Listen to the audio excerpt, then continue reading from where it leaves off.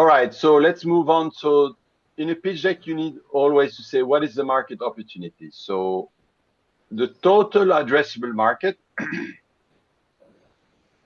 is huge. I mean, all the business software plus all the professional services like lawyers, consultants, accountants, HR professional, blah, blah, blah, all of that together is 5.7 trillion euros per year. Now, let's say we only focus on Europe and North America for startups and SME. It doesn't mean that I don't look at the rest of the world. It means that for investors, I need to tell them what is my focus. So I think that this is where most of the revenue will come. And maybe in other regions, it's more like we have impact. We help local entrepreneurs, but maybe most of them will not be paying. Can you put your mic on mute, please? Most of these startups maybe will be small, so we don't get a lot of revenue from those ones, right? Or at least not initially. So my serviceable market is 1 trillion, which is still a lot. And our target is to have 1 billion euros per year revenues in year 10 for 1 million users. Okay. Simple numbers, 10 years, 1 million user, 1 billion. That means it's $1,000 per user per year. So it's about 80 euros per month. Of course, most of them, they don't pay anything for the app. But if we invoice our advisory services 100 euros an hour on average, it means that on average, each user uses 1 hour of our time for help, 1 hour per month. Okay. So I think it's kind of reasonable. But you see, most of the revenue comes from advisory services. Okay. So we have 10% is the SaaS, the subscription. 10% is the marketplace fee, the royalty fee, and 80% is services. Now, of course, that's not 800 million of profits, it's of revenue. So we have to pay the team, we have to pay the partners. Okay. So I haven't calculated the profit at this stage. It's irrelevant. I have no way of knowing how much profit we can make with this, but this is more just have an idea of the size of the pie, or at least the size of the market. So we have 4 revenue streams: the subscription, the SaaS subscription, and I think I have the details here, right? So we have the free plan, we have the pro, 10 euros per month, scale 50, enterprise 250, up to 250,000 euros per month of orders. Okay.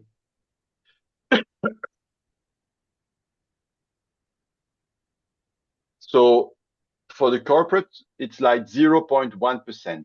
So if you make €1 million per month, you pay 1,000 euros per month for the FlexUp software, which is, I guess, a fair price for an ERP. I don't know if you have any benchmarks like other software that you've been using, Nico or Padma. Are you aware of other ERPs? Or I know, Hakim, you're selling a small ERP. Yeah, yeah, but my ERPs are not subscription based. I sell the whole app. Okay. Yeah. So okay, I think it's a reasonable price. I mean, it's reasonable. It's probably slightly below market price, but it's I mean, it's a decent income. Then you have the flexible payment fee, which is 3% times the risk factor. So for credit, where the risk factor is 80%, they pay 2.54% fee. So let's say that I'm an entrepreneur, I want to use FlexUp, and I go on the website and I see that I have to pay this fee. I go like, why should I pay this fee? Why? Zeno, I don't think that's fair. Why should I pay this fee? Why should I? And you're the one who told me that we should put 3%. Tell me why I should pay 3% fee. I don't agree.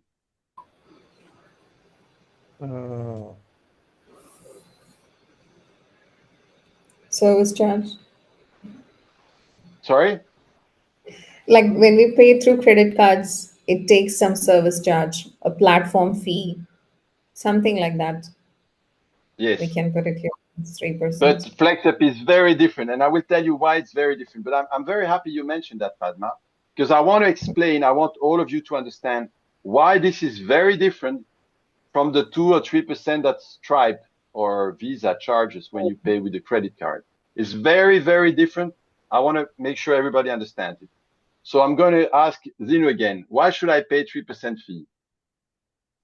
I'm paying my employee 1,000 euros credit. Why should I pay a fee to FlexUp?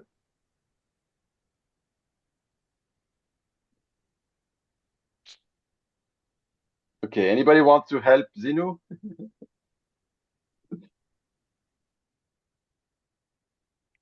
Why should I pay FlexUp a fee if I'm paying my employee in credits, 1,000 euros credit? Why should I pay FlexUp a fee?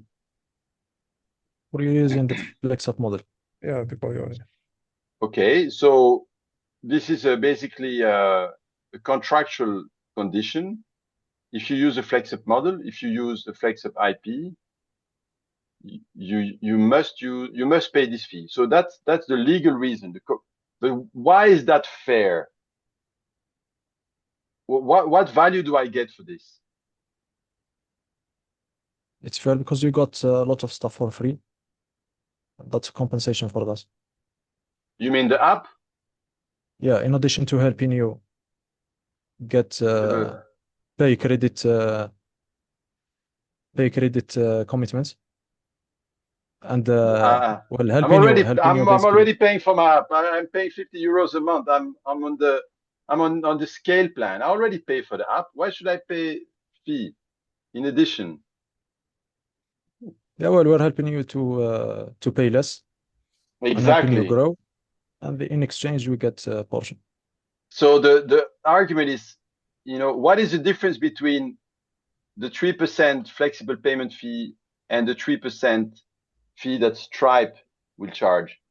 When you pay someone 1,000 euros via Stripe, you have to pay 1,000 euros plus 3% service fee. But FlexUp is, instead of paying 1,000 euros to your employee, you just saved 1,000 euros because you give him credit, you give him a share of the profit. That means that when you start, you can bootstrap your business and you're saving your cash. You can hire more people, you can hire more talented people. So you're saving 1,000 euros, and in exchange for this flexibility, this basically, it's like we're providing you with a funding solution. Okay.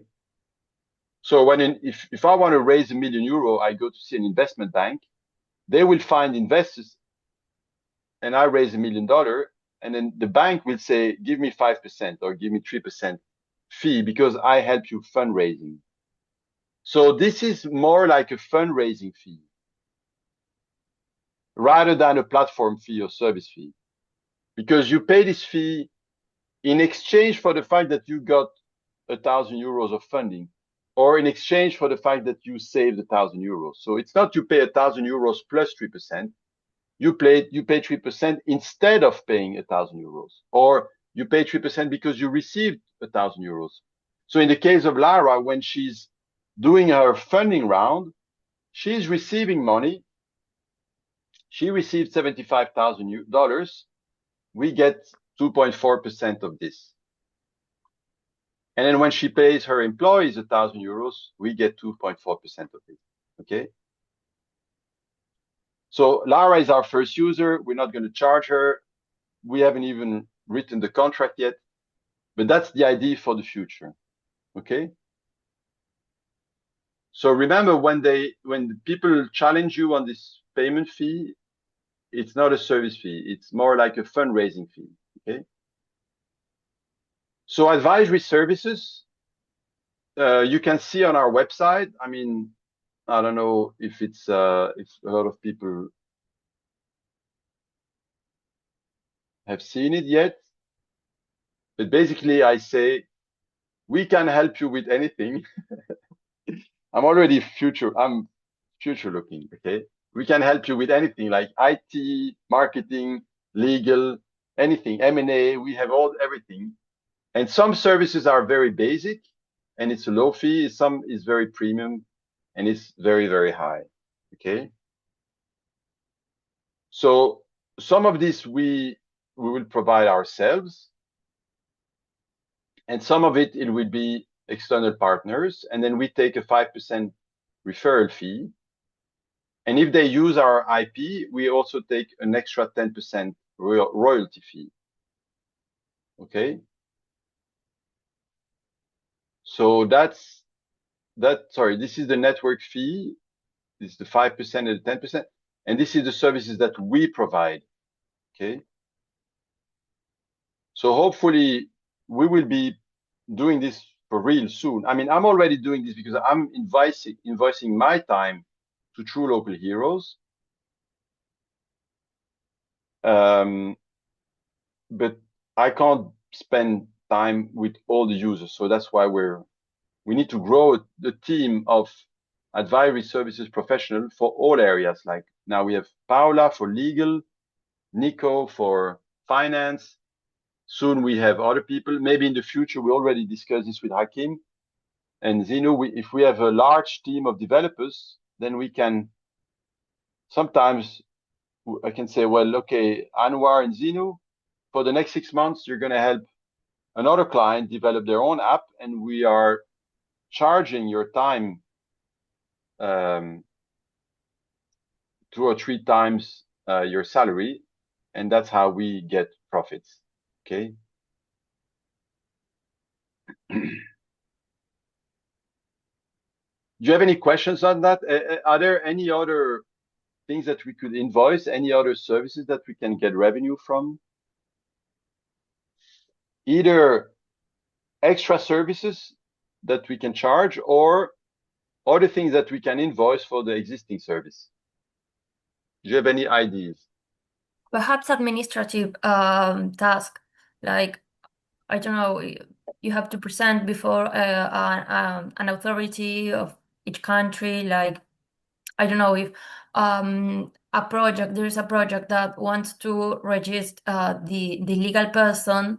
Perhaps if you do that work, you can charge for that too.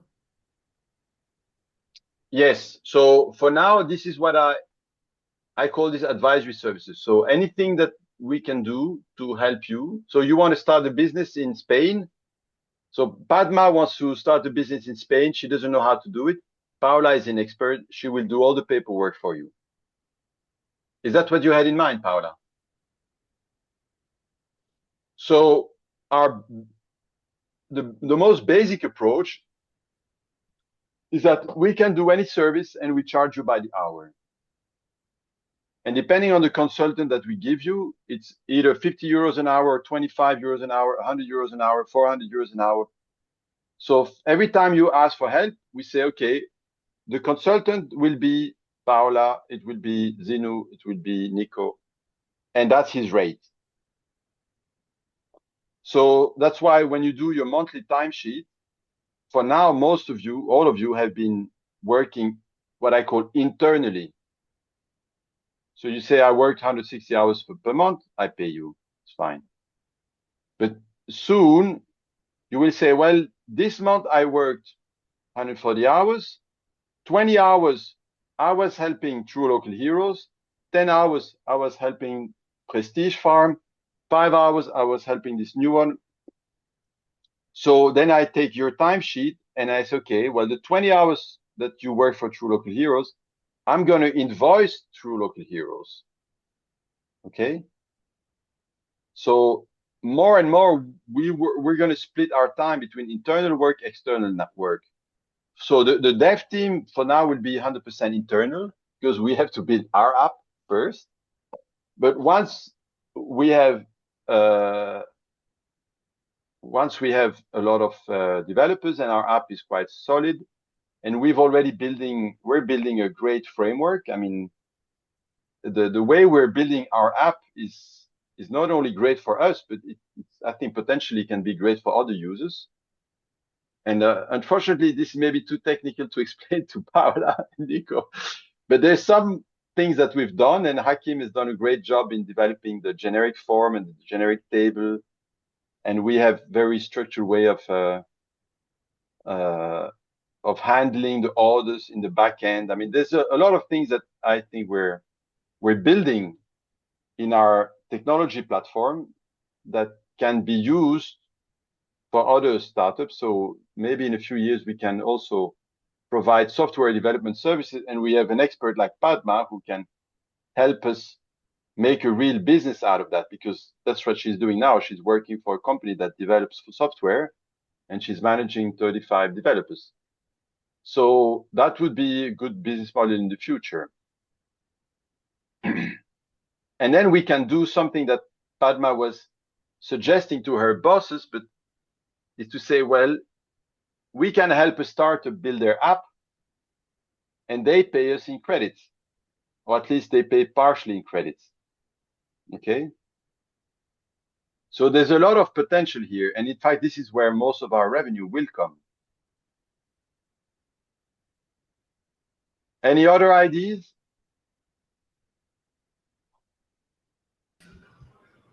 I was actually thinking that in this case, when FlexUp helps different new startups, like why? I mean, I understand that it goes against the startup project, but wouldn't it be more profitable for FlexUp to keep equity as we know equity rather than tokens, or perhaps redeemable tokens, so that in that way the profit of FlexUp, I mean, it becomes a sort of ETF in a certain way, like and you are sure that you will get those profits and revenues from the other companies.